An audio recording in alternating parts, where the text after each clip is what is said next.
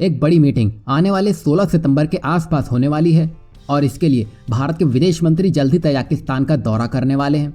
जैसा कि आप सब जानते हैं कि अफगानिस्तान में अभी जो हालात हैं उसको लेकर दुनिया के ज्यादातर देश अपनी चिंता भी जाहिर कर चुके हैं, पर उन सब में से 4 देश ऐसे हैं जो अफगानिस्तान में पाकिस्तान की बढ़ती हुई दखल अंदाजी से खुश नहीं लग रहे हैं।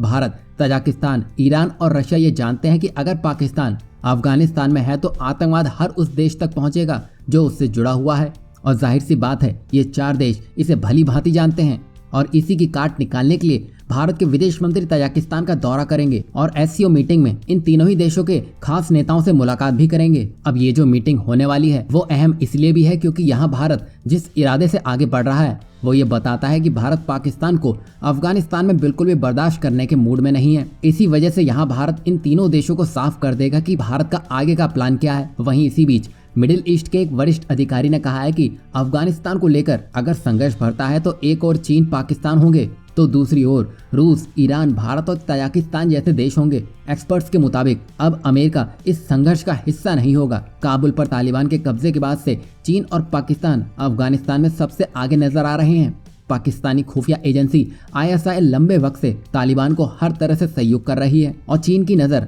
अफगानिस्तान के समृद्ध खनिज संसाधनों पर है और इसी के साथ ही साथ चीन बेल्ट एंड रोड प्रोजेक्ट का विस्तार भी करना चाहता है। और वहीं तालिबान के रवैये को देखते हुए रूस ने अफगानिस्तान पर अपनी स्थिति सख्त कर ली है और नई सरकार के साथ बातचीत करने के मूड में वो बिल्कुल भी नहीं दिख रहा है।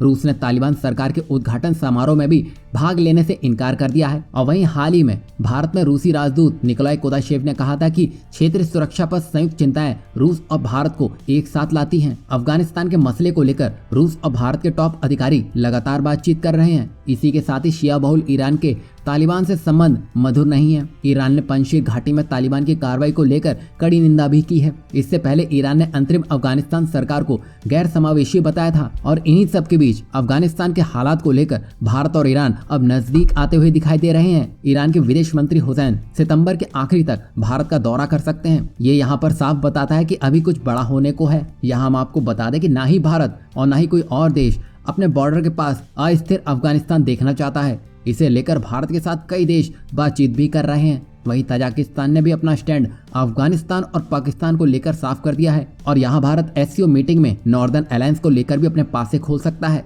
क्योंकि पंजशीर में जो कुछ भी हुआ है वो पूरी दुनिया ने देखा है और अब इसी का हिसाब किताब करने के लिए रूस, तजाकिस्तान और ईरान जैसे देश मिलकर क्षेत्रीय गठबंधन बनाकर अफगानिस्तान में चीन और पाकिस्तान के प्रभाव को कम करने की कोशिश कर रहे हैं।